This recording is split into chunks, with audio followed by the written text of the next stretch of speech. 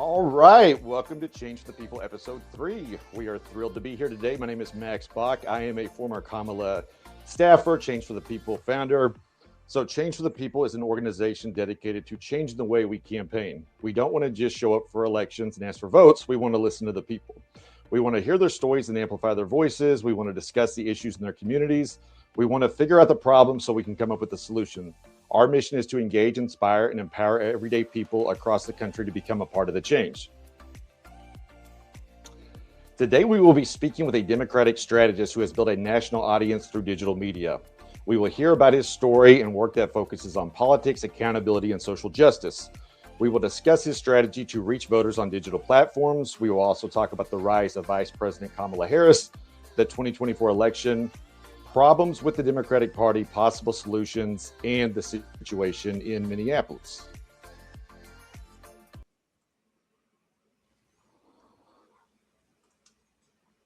All right, I am pleased to introduce our host, a friend of mine, Christopher Webb. And first of all, I just wanted to say happy Black History Month. Oh, thanks, man. Appreciate it. And thanks for having me on this morning. Absolutely. So can you tell us a little bit about yourself, your background a little bit, where you grew up and everything? Yeah, sure. I live in Los Angeles. I've lived in Los Angeles for like most of my adult life, or actually all of my adult life. Originally from Palo Alto, California, so in the Silicon Valley area. And my mom was a single mom that raised me, and we moved to, so that was like pretty much, we were the only Black people in Palo Alto at that time. And we moved to San Francisco for a minute. Then we moved to Orange County, also the only Black people, like pretty much in Irvine, Orange County area. And then we moved to Los Angeles. And this is where I call home, and where I found diversity. And it was the smartest thing my mom ever did for me. I really appreciate that. But after that, I got into fashion design business, went to fashion school here in Los Angeles. I worked for originally LA Gear, then I was at Z Cavaricci for 16 years, and then just moved around. I'm still in that business right now. I'm a design director. I've been a creative director. And then along the way, I've, got into digital.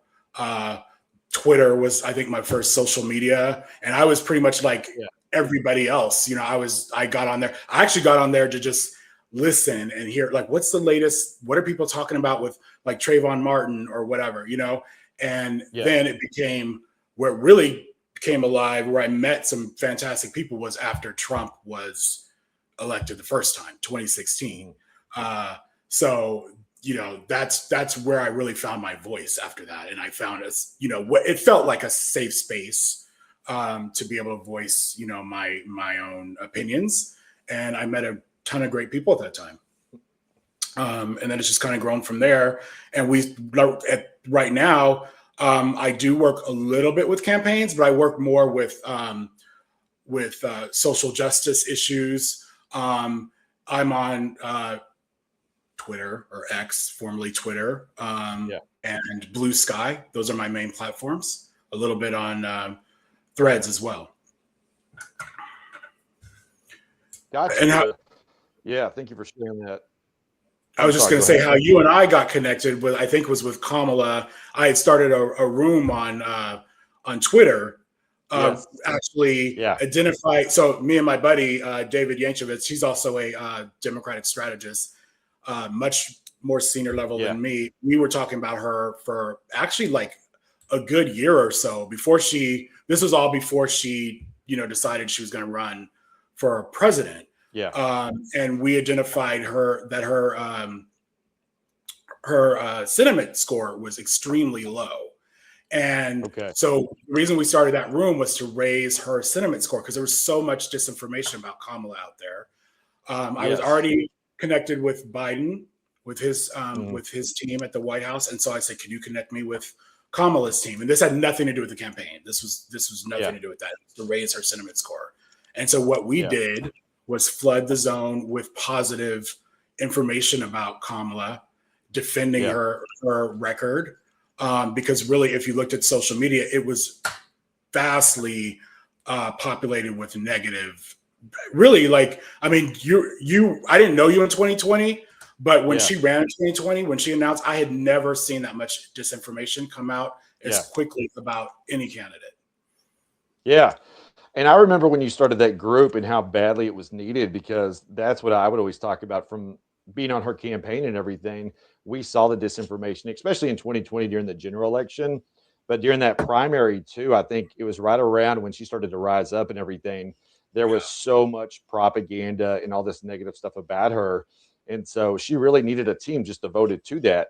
And so I remember when we connected and everything, I was like, this is really one of the best organizations, groups that could really pop up right now, because social media, they were just killing us on all that negative stuff, all the lies and everything about her. And if we don't really fight back against that, there's no one else to. I mean, we have to fight with information and all the facts and all the policy accomplishments and everything, all the good things about her.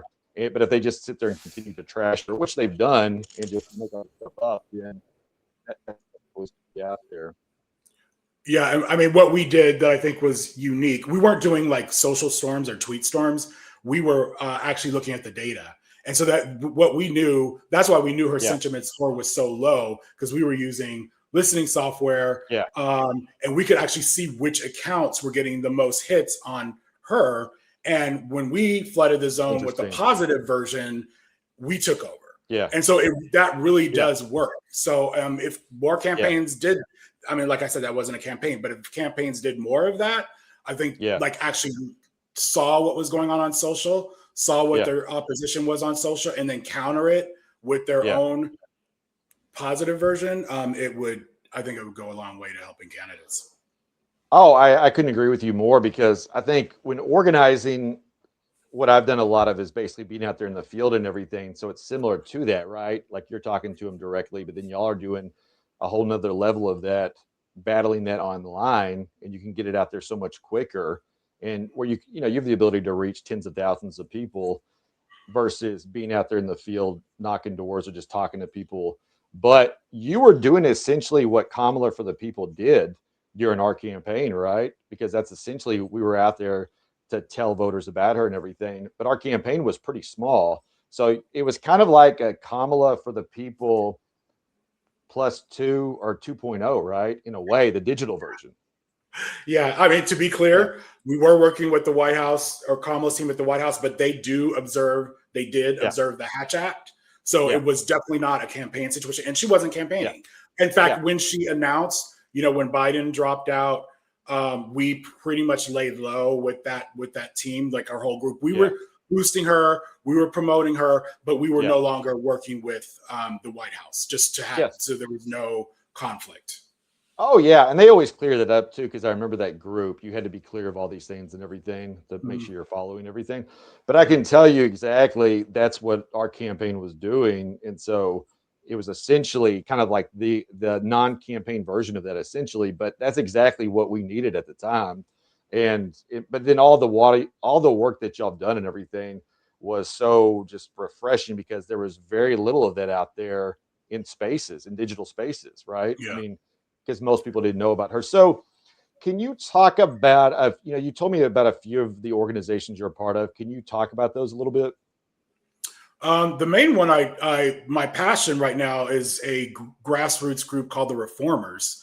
And we started that. So basically, after the loss in 2024, there was sort of this vacuum, on social, where normally you have like politicians who are, active, even if they're not like leading on social, there's active, dead silence for months. And so, again, my buddy, David Yankovic, and I were talking about like what was going on in the party, how there were no fighters, and people, like, we noticed like everyone around us was just really desperate for fighters, for voices, and so we started the Reformers so that we could have a voice.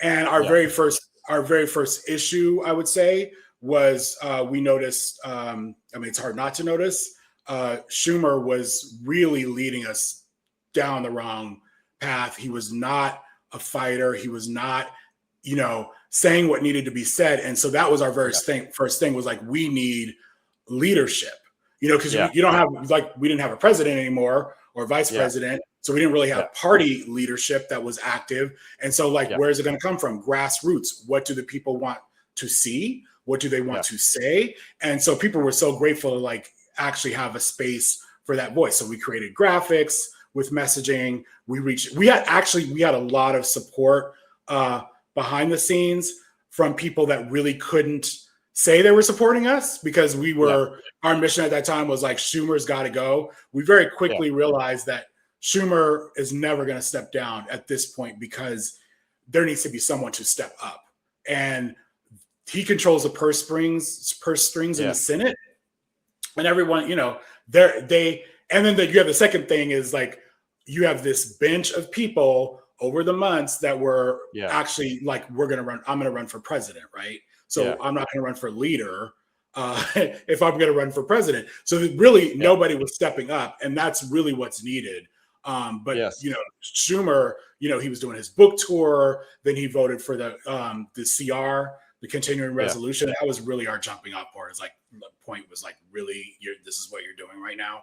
There should be, you know, kind of like where we're at right now. Bipartisanship made a lot of sense when we're talking about the Infrastructure Act, when we're talking about the CHIPS Act, when you're talking about funding ICE, or you're talking about, you know, helping Republicans, you know, at large, or helping Trump. We don't need bipartisanship there.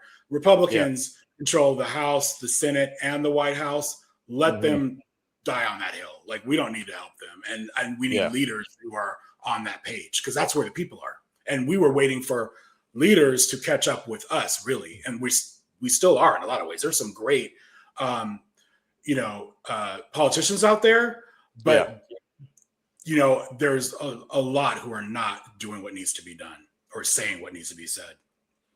Yeah.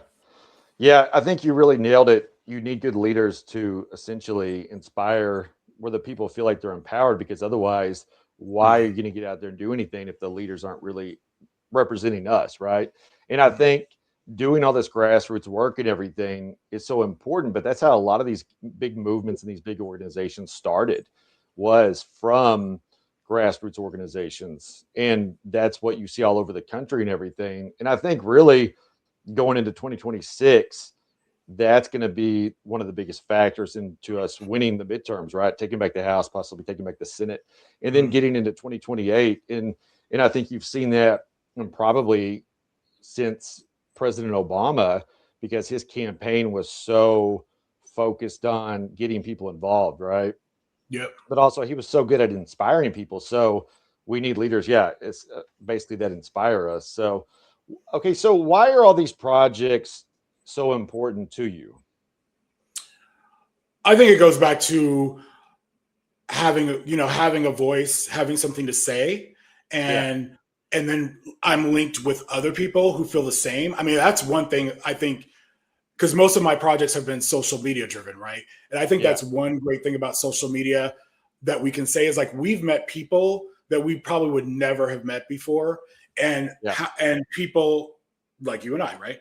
And then people that really are like-minded that you never would have realized. So like, you can be very isolated, you know, in your own literal community, because, you know, people aren't necessarily talking about politics, or you may live in an area, you know, in a red district or a red state, and there's Trump signs everywhere. So you feel very isolated. On social media, when you're actually connected, when you're actually empowered to have a voice, or you're hearing about a protest, let's go to that protest.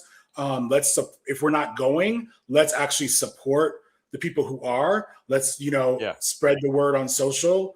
That's for me. It is digital activism, and it's real, and it works. It makes a difference.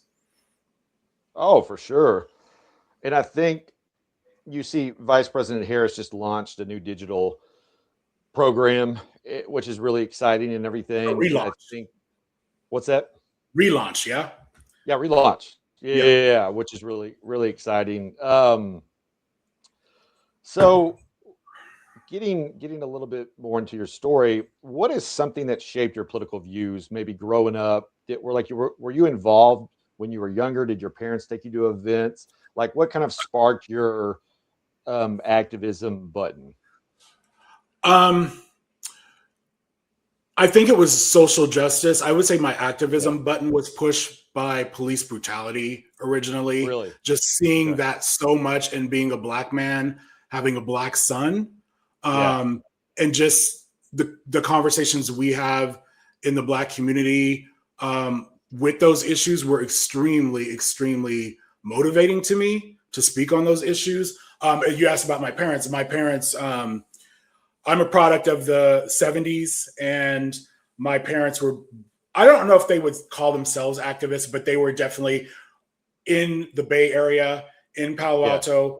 Yeah. They were, you know, they had Black Panther friends. They demonstrated. So that was not foreign to me, you know, Yeah. speaking up and having, and that was always encouraged in my family Yeah. too. Like, you know, definitely speak up, but we were all on the same page. Like even to this day, I have, my family is not like, we don't have like any Republicans in our family. My daughter, she's in college now, but when she registered or was getting her driver's permit, you can register in California. You can pre-register for parties so that it automatically happens when you're 18. And she was like so proud. And it's like, I registered. I'm a Democrat, you know.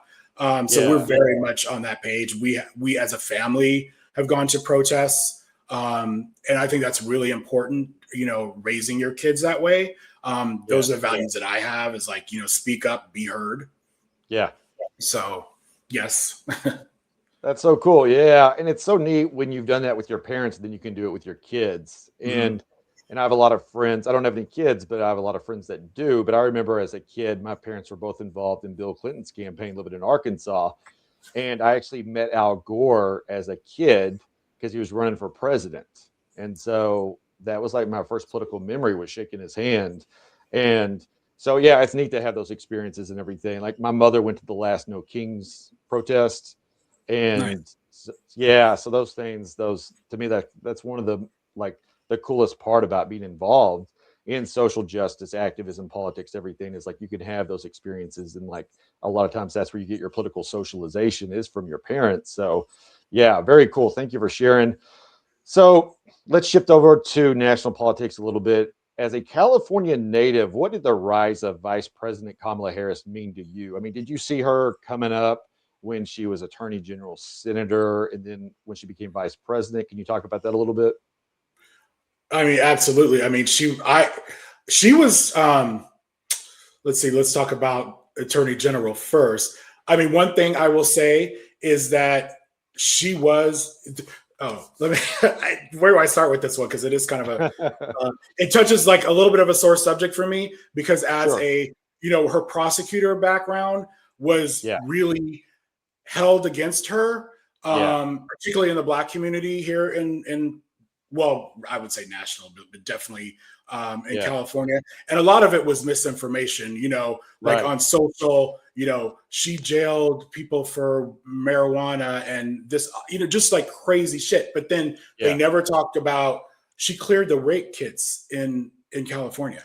Yeah. You know, she was always on this, you know, she was against police brutality. There, you know, the narrative was like, oh, she was, you know, prosecuting, you know, innocent people. She was actually, if you want to have a prosecutor, she would be the one I would want to have, because she definitely sees both sides. She's from Oakland, so she saw what police brutality was like, and she, you know, she is biracial. She is, you know, Southeast Asian, but she's also Black.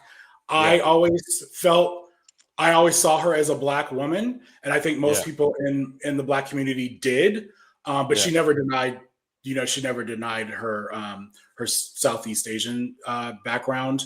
But as far as what she meant, I followed her all the way through. I was aware of her even as DA in the Bay Area, but I wasn't, you know, really connected until she became senator. That's when I really was like, you know, you saw her on committees. You know, I obviously I voted for her, but no, I've been following her the entire time. I believe she's not that much bigger than me, actually. So. Oh, okay. Yeah. It's so cool to get a California native's perspective on that.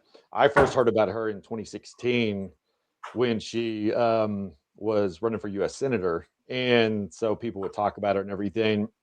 And yeah, that's so I actually worked in the district attorney's office in my 20s, and I've got a bachelor's degree in criminal justice and political science. And so I studied a lot of her policies and, kind of nowhere near her capacity.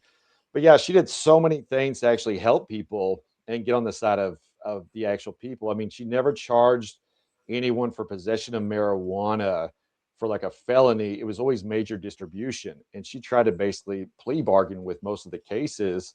And she started that second chance program back on track. If you are a first time nonviolent drug offender between the ages of 18 and 30, instead of going to jail and getting sentenced for a felony, you could go to rehab, you could get in this program, and you could go to college and get through it. And like 230 people were basically able to not get felony charges on their records, and it only had like a 10% recidivism rate compared to the normal 50. So yeah, I mean, like what I'm saying and everything, but all And the you stuff never about her heard is about that. true. Like that was never part of the public sphere. Like that was not Yes. part of the conversation. So, Yeah, and I wish they would have highlighted that more. I wish the Biden team would have highlighted that more when they were running for reelection. man, you're speaking my language with that one. Yeah, I know. Yeah, I know. I'm preaching to the choir over here, and I'm a broken record because I've been talking about that for years. So I drive all my friends crazy talking about that too. I'm like, no, like she's done all I'm these good. things that people love. Yeah, yeah. Okay. Um, so why do you think VP Kamala was not more popular across the country? Do you think the Democratic Party failed of getting her like accomplishments and platform out there during the Biden presidency? I mean, this is before she became the nominee, essentially. Do you think Yeah. the 4 years she was vice president, do you think we kind of dropped the ball on that? I'm going to say something that you're probably not expecting. So Okay. I think you have to look even outside of the Biden White House, even Yeah. outside of her own surroundings, which I have a lot to say about that too. But you have to look Yeah. at meme warfare or mimetic warfare. So Okay. I've done a presentation on that. Yeah. When I was saying earlier that there was so much disinformation about her, Yeah. that started in 2020 when she was, running for president, and the quantity of it, like the right Republicans are very good at putting out graphics, memes. That like there may be a little bit of truth in there, but they Yeah. put a lot of like false information out there. Yeah. And with Kamala Harris, she's, they put out, I don't want to repeat what they're saying, but it was basically, about her intelligence, about like sleeping her way to the top, all this bullshit and lies, right?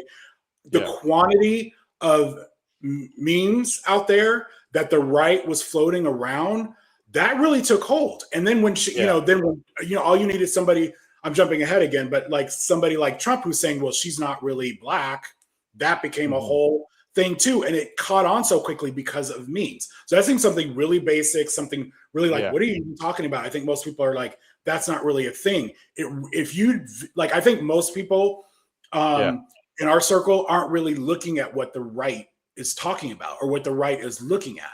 And I think that is kind of a miss. And I also think that's a miss with the party. They don't take that seriously. And it is very serious. I mean, they look like jokes, but and this is definitely with women, I would say in particular, there's a certain way they go after them. If you look at Kamala, AOC, Hillary Clinton, the quantity of negative memes on women and the way they slander them, it's all the same. It's all about their intelligence, about, they're dumb, whatever, and these are all extremely intelligent women. Oh yeah. And then we on the left, the Democrats, we're putting out memes that look like encyclopedias that nobody really wants to read, which are great for like you or me, like to get information, but it's not entertainment. It's not fun. It's not whatever. So that's one part of it. I do think that the way the Biden White House, I don't think they gave her the best projects. Right. I think that I'm trying to be fair here, but like they gave her extremely difficult projects. And then when she was attacked Where was the defense? And I thought Nowhere. that was missing. I thought that was really unfair. And that was, like you said, that was before she was running. So Yeah. followers and supporters of Kamala saw that. And, you know, I was not a Biden supporter when she was running. You know, like even after she ran, I had to kind of be convinced. And then I became a very strong Biden supporter, right? But that was something I did see and acknowledge, like, this is messed up. Like, you know, like defend your vice president. And she was defending him. And and that was also a narrative like, oh, she's not defending him enough. What are you talking about? She defended him all the time. She defended him to the very end. I mean, yeah. So right. Yeah, I see what you're saying. It's kind of like a lot of the stuff they did with Hillary Clinton with all the Benghazi stuff and all the email stuff. They were setting that up for years, essentially, and they were kind of doing the same with Kamala. And then how are we countering that? And especially too, if the White House isn't really backing her up, right? They're not countering, and that's the problem. So they're allowing this to happen. I don't know if they're not looking, if they're not aware, they don't take it seriously, but it is very serious. And if we haven't learned those lessons, how do we ever have a qualified woman candidate? And there are many that are going to ascend to that kind of an office, because like there's a lot of buzz about AOC right now. Yeah. If they looked at what's out there about her coming from the right and they don't take it seriously, they're making a huge mistake. Not that she's campaigning, but there's sort of a grassroots, you know, effort. I'll put it that way for AOC. Yeah, and especially too, if we have another vice president female nominee, right? So, you know, they're going to do the same thing, and it's going to be a completely different scenario and everything. But still, it's like, okay, we have to learn from our mistakes, exactly what you said. And so, yeah, I mean, that does give a lot more context to it too, like what you were saying. Like they've been able to like attack on those certain things for years, and it's worked essentially. And she's got the double whammy. She's a woman and she's Black. You know, like I talked earlier about, you know, her prosecutor background was held against her by many. Yeah. But Amy Klobuchar was running for president too in 2020. Yeah. And that was not an issue for her. No, not at all. Both women, one was Black, one was white. Yeah. Okay. Excuse me. Okay. So in 2024, we saw Trump gain support with Black voters from around 8% to 13%. Black men under the age of 45 doubled their support to about 30%. These are based on different polls that kind of vary. Only half of Black voters said Vice President Harris's policy would improve their lives. So with that, in your opinion, why did we fail so badly with Black voters in 2024? I mean, like what comes to the top of your head? I have a lot to say about that. First, I'll answer that. Let me just say this too, from a Black man's perspective, and I'll just speak for myself. Every cycle, there's this narrative that Black men, so Black women get the respect, like they're carrying the party, they're carrying the load. Yeah. Black men are going to abandon the party and go vote for the Republican, Trump, or whatever, right? And I will say this, to this day, I acknowledge that they lost support with Black men, but to this day, Black men are her strongest, or not her, are the most loyal Democratic voting bloc, second only to Black women. And so like we have this conversation every cycle, or they push this narrative every cycle, like, oh, Black men are going to vote for Republicans or vote for Trump, but it usually is not the case. Like when you do the exit polling, it's not the case, but it's always this same narrative. Whereas Democrats haven't won, or Democratic president has not won the white vote in over 50 years. And there's not they don't really, you don't hear that narrative right before the election. They don't talk about that at all. Right. They don't talk about it, right? So that's the reason why you're getting Trump. It's because of white people. It's not because of Black men. But going to your question, I will tell you a very real story. I'll keep it short. In my life, my son, like I said, he's a Democrat.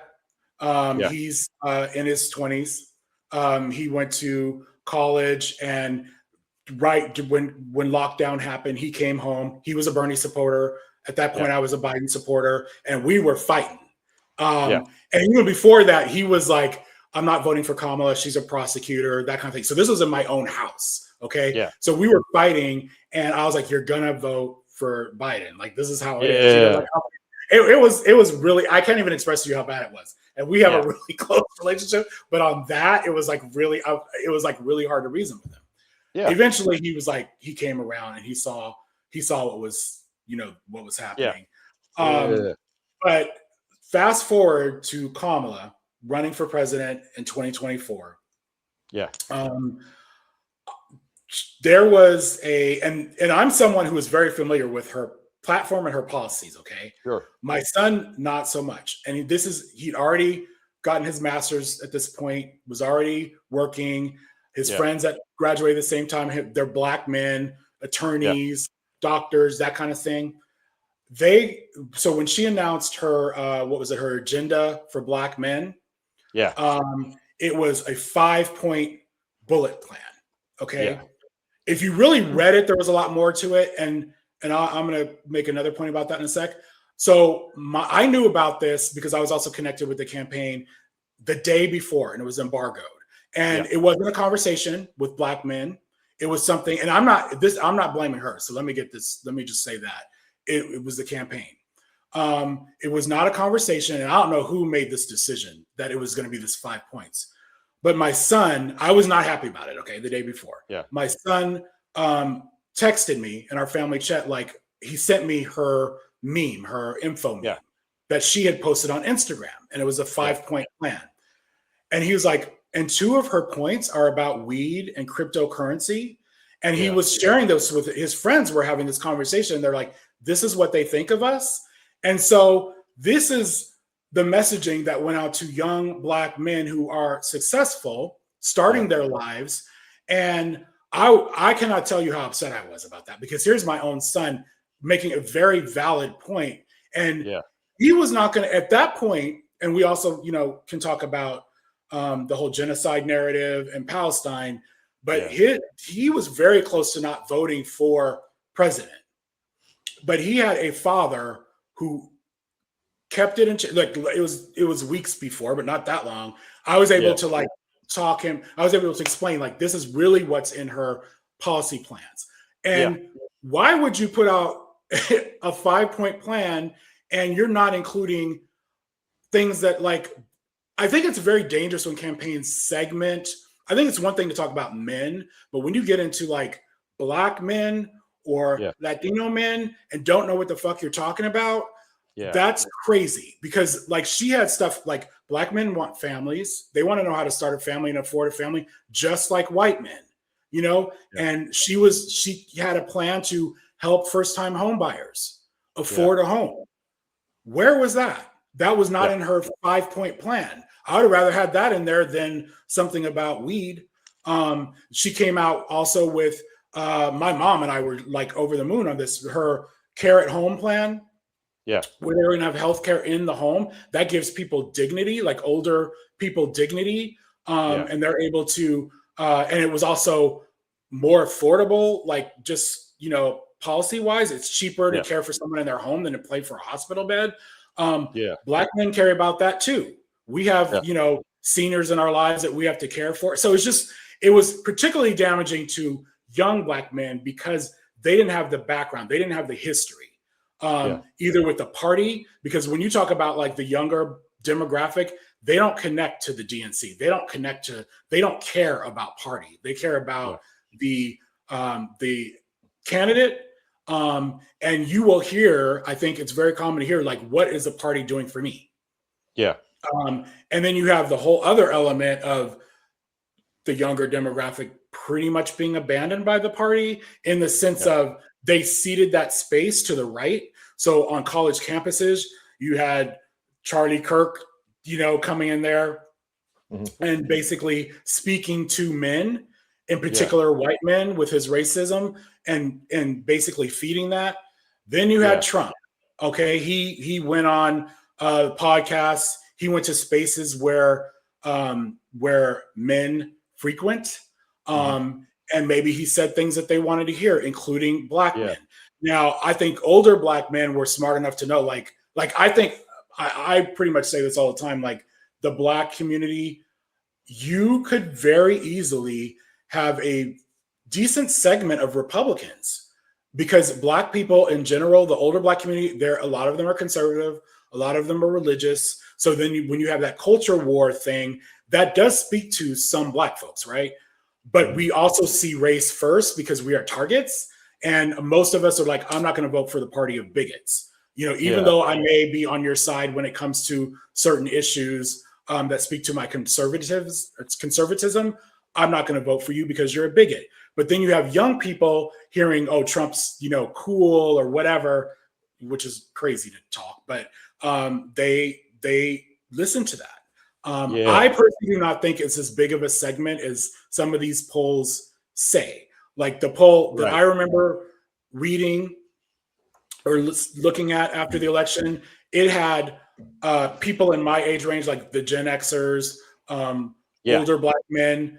We actually voted for Kamala Harris slightly more than Biden. Yeah. The younger demographic voted for Trump more than they did for Biden, or more than that demo in 2020. So, and I think that just speaks to young men, period. And when I just going back to the plan for men from the Kamala team, I think that's just the danger of that kind of thing. I think it makes more sense when they're targeting a specific demographic, like let's just say black men, to put out the information in the spaces that black men may read or see on social, but not say, oh, this is for black men. Right. You know what I mean? Like they could have easily done a plan that was maybe somewhat specific to men, but like put it in the spaces that black men are, like maybe in some of the sporting pages, or also, this may be controversial, get with the influencers, get with the people that black influencers, and maybe pay them. Republicans pay their influencers. Maybe get with some black influencers and say, hey, there's a plan. What do you think of this plan? Have a dialogue. Yeah, I like it. Would you consider posting this with your followers and talking about it or whatever? Put it in the spaces where black people are, but don't say, oh, this is our plan for black men. Like, so much to offer. Business startups, like just it goes on, and that wasn't, you can't do a 5-point bullet point and say this is our plan for black men and include two things that one of them is weed and one of them is cryptocurrency and not think that's going to go sideways. So that was very late in the campaign, and I think that had an effect on voting. Wow. And the funny thing is, I remember me and you talking about that exact issue when we connected the first time online about a year ago. Remember we did that Zoom and we were talking about some of this stuff, and you told me about that. And I think but thank you so much for sharing that, because I think that most people don't know a lot of that stuff, right? And I think that's what we missed the mark on that stuff. And I think until we kind of realize a lot of that, we're just going to keep doing the same things that are basically failing in a way. And don't put out plans targeting people without having people in the room that you're targeting or a seat at the table. Yeah. Like and having a conversation well before you do that. That was just a huge error. Yeah. And it's an interesting point with your son, because if you weren't there to basically talk to him and tell him about all the good things and everything, he probably wouldn't have voted. And so most people aren't going to have that person who knows her platform, right? And who knows all these things. And so I think that's one of the ways we're beating us. It was funny in 2020 when I was knocking on doors in South Carolina for Kamala, I had a gentleman tell me, oh, I heard her on the Breakfast Club with Charlemagne. And so that,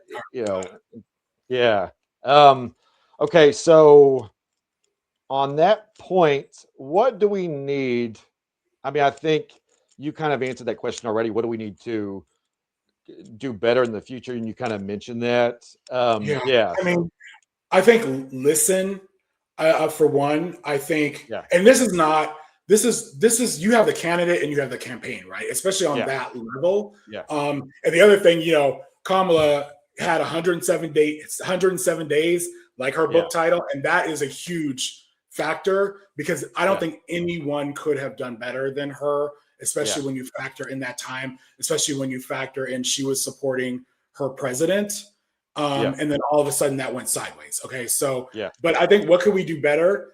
They need to, I would say that starts with the party, with the DNC. They need to be in communities. They need to be, there's this, I'm going to call it bullshit, because they're like, we need to be where people are, that whole line. They are not where people are. They're saying that. And maybe a couple of, but they're not in the, like, if you go back in the day, not at all. The DNC had offices in communities, and they knew the people in the community, and then it spread. It's like, oh, hey, so-and-so at the DNCs helped me do this, or help me, connected me to HBCUs, or they need to be a part of the community. And this could be the Latino community. It could be the Black community. It could be the white community. When we're talking about people in communities, be in the community that you're serving, that you're trying to connect to, and actually connect. That would be one thing. And that's long-term. That's not like an overnight thing. And that's the other thing. Candidates do this. The party does it. They wait until the last minute and they panic. And then they, I'm going to speak about the Latino community for a minute. They run ads, the same ads that they are targeting maybe the white community, and just translate them to Spanish and run them on, on social media or the radio or whatever. And they're not even doing it in the right spaces. They're not even realizing, or if they are, they're not doing it right. They're not really realizing that the Latino community gets their information on AM radio. They get they connect. They do not connect on X. They do not connect on Blue Sky or TikTok. They connect on WhatsApp. So they're not really looking at the demographic holistically on where they get their information and how they communicate. And like I said, the Black, if you're talking about the Black community, if you want to connect with the Black community, very strong presence on Twitter, very strong presence on TikTok. Okay. But you have to speak to their issues. You have to be part of that, really be part of that community. Really understand. And we know when we're being pandered to. So, but it's long-term. It's not overnight. Well, that's one of the biggest problems I saw working on these campaigns across the country. South Carolina, Georgia, Wisconsin, Illinois, all of these different places, the exact same thing. We show up 4 or 5 months before the election. We come in there with people from out of state.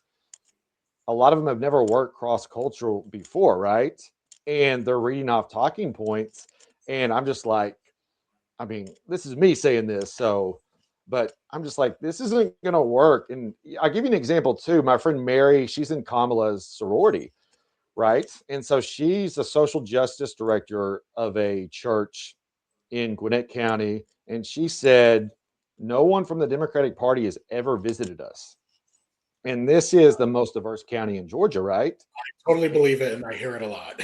And this was me telling her, like, okay, about Kamala and about a lot of these things that, the people on the ground should have been there. Because I was there on Stacey Abrams' campaign.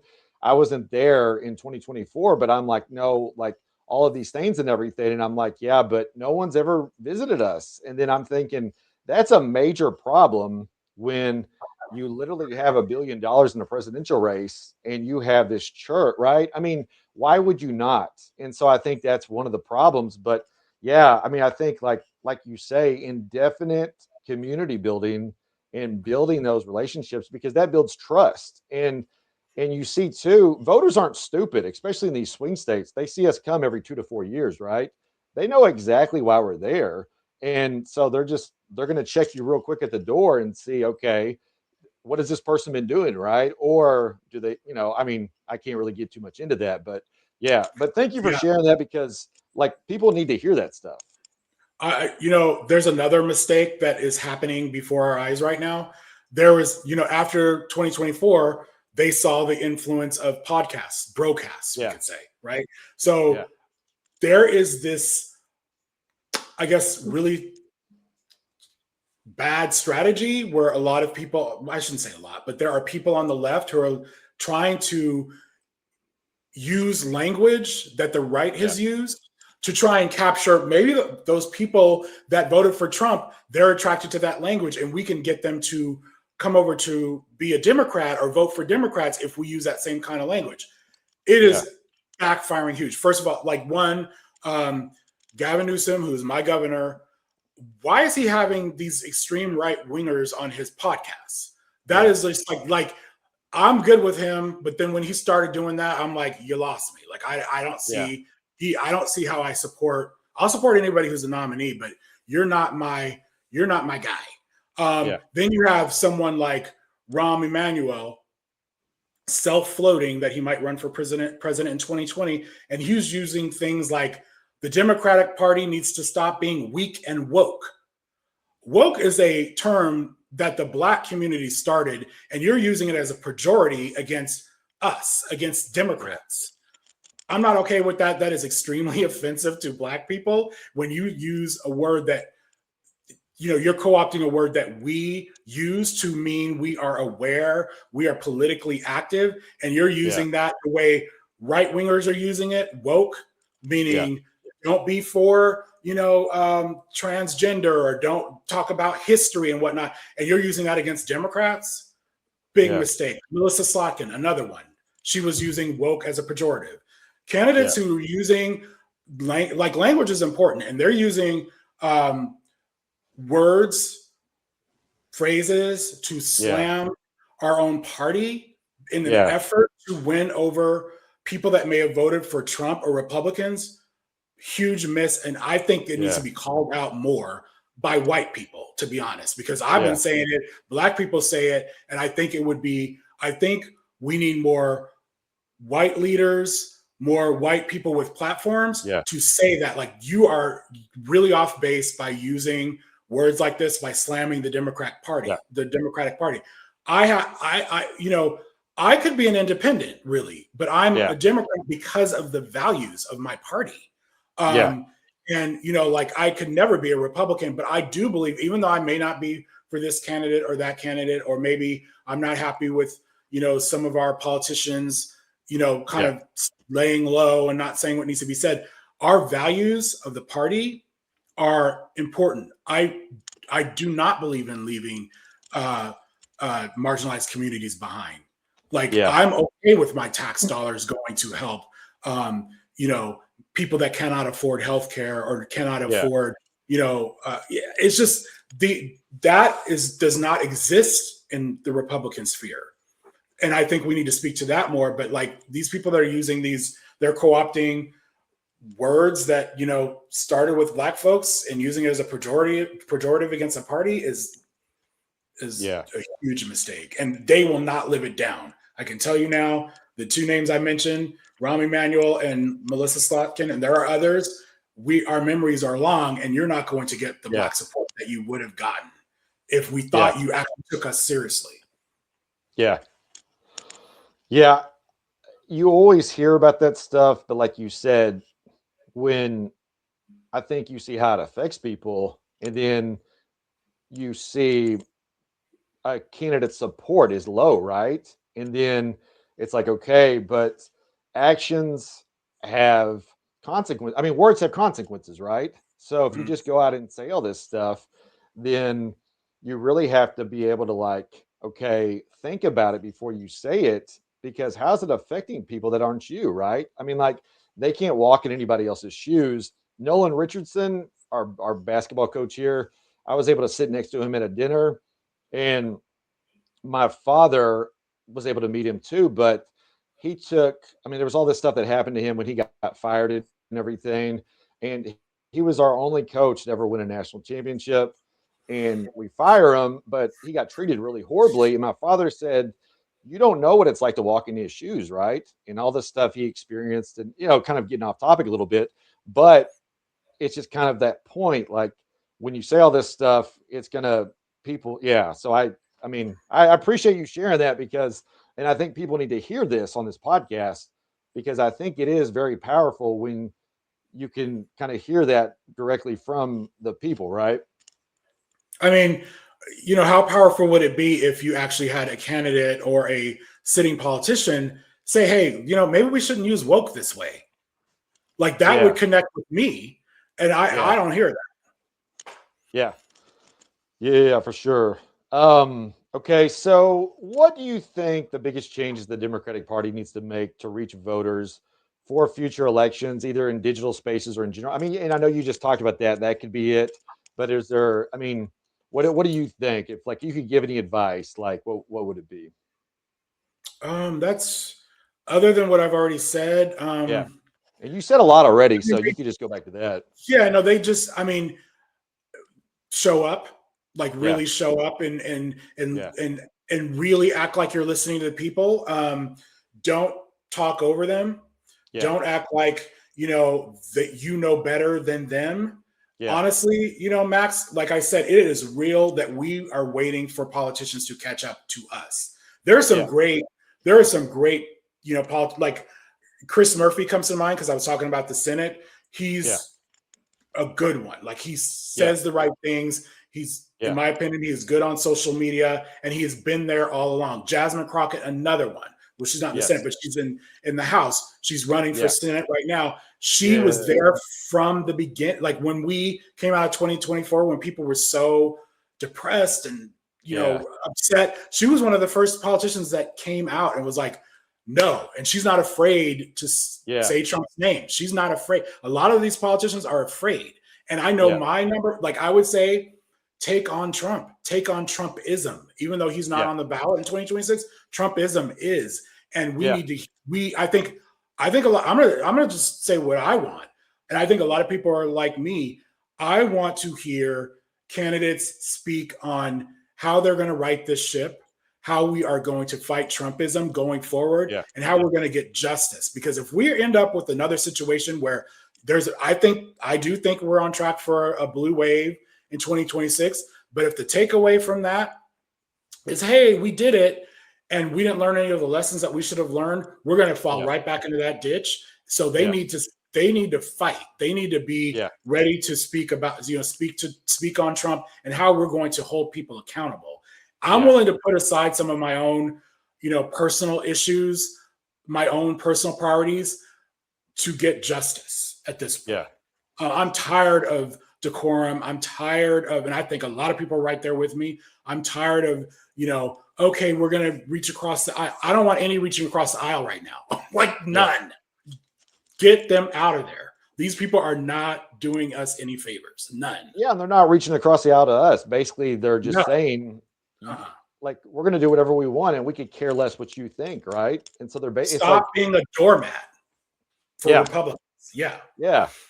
Yeah. And like being political correct is one thing because you just can't say F you, right? But then also you don't have to placate and do all this other stuff, all this political theater and everything. And that's something I think that a lot of people, especially young people who are kind of in that, progressive, like, the big Bernie Sanders fan and everything, they see a lot of the Democrats talk, but then they just go and make these deals and everything, or, you know what I mean? And it's like, I think that's why Jasmine Crockett is so good. And I remember seeing her at the DNC and I was like, oh my God, this lady's amazing. And I mean, I think her strategy is a smart one in that she is, we'll see what happens, but she's in a red state and her strategy is to peel off unactivated voters who, because one thing about Texas, they have a huge voter apathy issue. They're always among the lowest voter participation states. And that is, it's a huge task. But if you're able to activate Black voters, Latino voters who don't feel like their vote will count, you got it right there. That's a lock. The problem is there's such voter suppression in that state as well. So, but that kind of a thing, different strategies, I think are, great. Yeah. Oh, for sure. So, kind of like the last question on elections and everything. If you could talk to DNC Chair Ken Martin really quick, what's one thing you would tell him? Like, okay, what should you be doing? I would first ask a question, where are you? Because I don't feel, I would be honest, I don't see him that much. And I'm someone who's extremely plugged in to social media. I'm plugged in on the cable news shows, network news. And he's occasionally, but compared to some of our previous chairs, he's not visible enough. He's not speaking to the issues enough. And I don't think he comes across like he is one of us or one of the Yeah. people. I'm not talking about race right now. I'm just talking about like Yeah. in Sure. the trenches. Like I need Yeah. him to be in the trenches and really connecting to what we are talking about. And I Yeah. feel like it's not really happening. And I don't know if that's native to him. I don't know if that's, sometimes you're asking for Yeah. something and people aren't capable. I'm really Yeah. not sure. I know Jamie Harrison Yeah. was connected to the people. Like he knew what was going on Oh, in the sure. grassroots, Yeah. and he spoke to that. Yeah. I would say our current chair has some work to do, and also lift up some of your vice chairs in the party Yeah. that may be having the right thing to say. Yeah. Help give them a platform, lift them up, and I think the DNC has a very bad reputation for putting their thumb on the scale against maybe some of the grassroots movements, and they need to fix that. They need to fix that perception. That's a big, because like when you talk about Bernie supporters, Yeah. they still remember that their perception is that the DNC had their favorite, which was Hillary Clinton, and they pushed Bernie back. Yeah.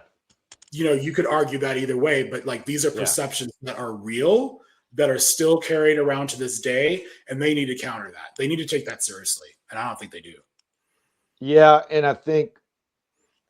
I remember when he was getting elected, and I remember seeing some of the vice chairs, and I was like, we've got some amazing vice chairs, right? But like you said, uplift them because they're going to have such an impact on the work and everything. Yeah. Okay. Thank you. So, kind of last question. What were your thoughts on Minneapolis and all the stuff that happened there? Oh man, so I think it was important. I wish it hadn't gotten so bad, but I think it woke a lot of people up. Especially the fact that this is happening to U.S. citizens, the I'm going to call them murders by ICE to U.S. citizens. I think it woke people up because it's like this could happen anywhere. Like I've said, I'm from Los Angeles, so we were among the first communities that were targeted by ICE. And I remember I was posting about like when Home Depot was targeted that very first time. And our city kind of went quiet. It almost was like COVID, like commuting super quick, driving places. I work in the garment industry, so we locked our doors. We made sure that it was very scary. And I think one thing we have seen is communities that are targeted by ICE, that are targeted by federal, the DHS, they band together. And I would say that's what we saw in Minneapolis. It's kind of been like every city they've gone to, Los Angeles, DC, Chicago, Portland. Nobody wants to be occupied.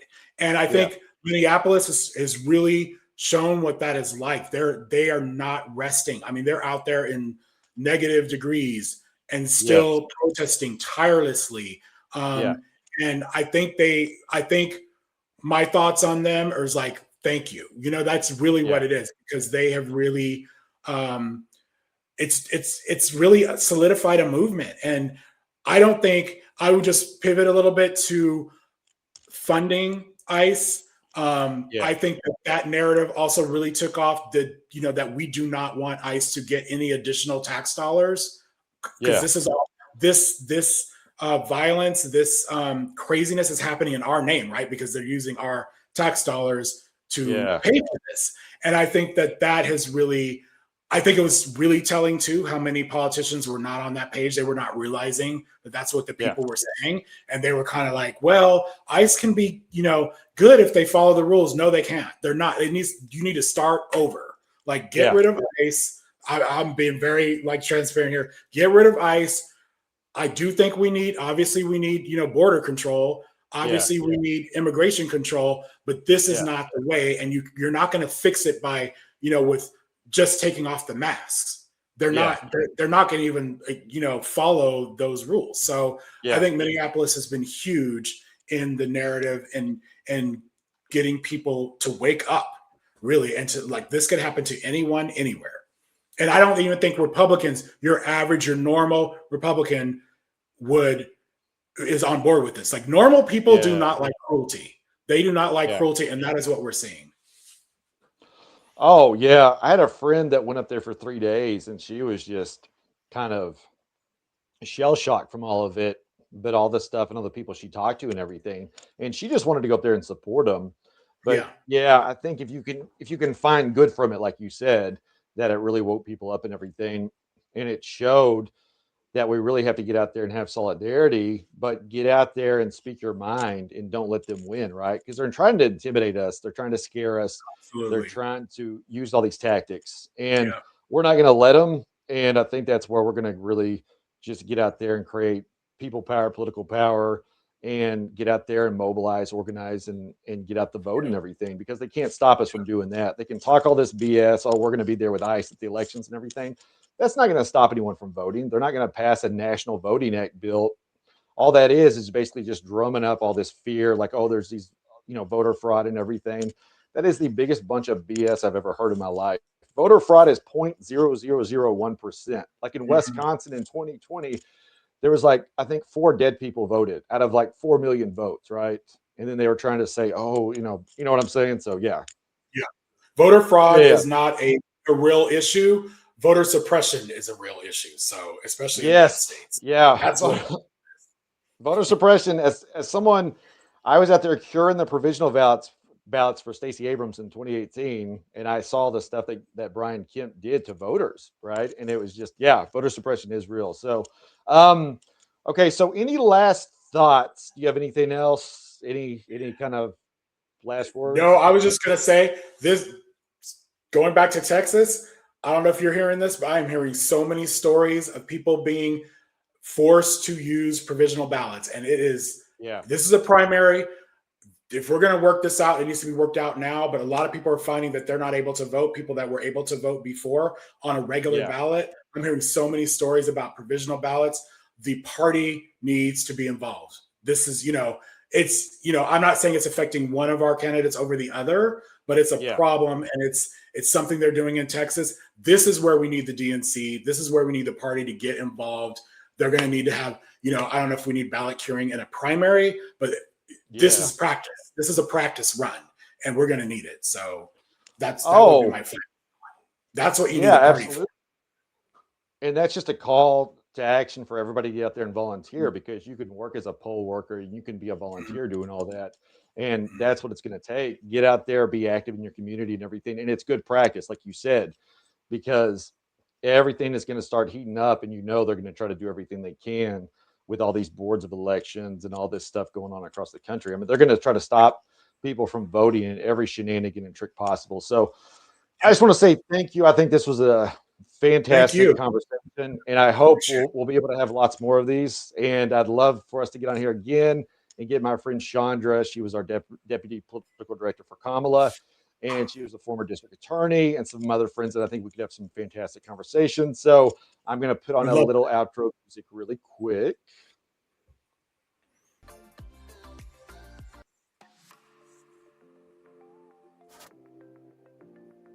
All right, joining us. People don't want to just go for like, I'm having trouble hearing you, Max. Sorry, your are you mic good? or something. Yeah. Let's see.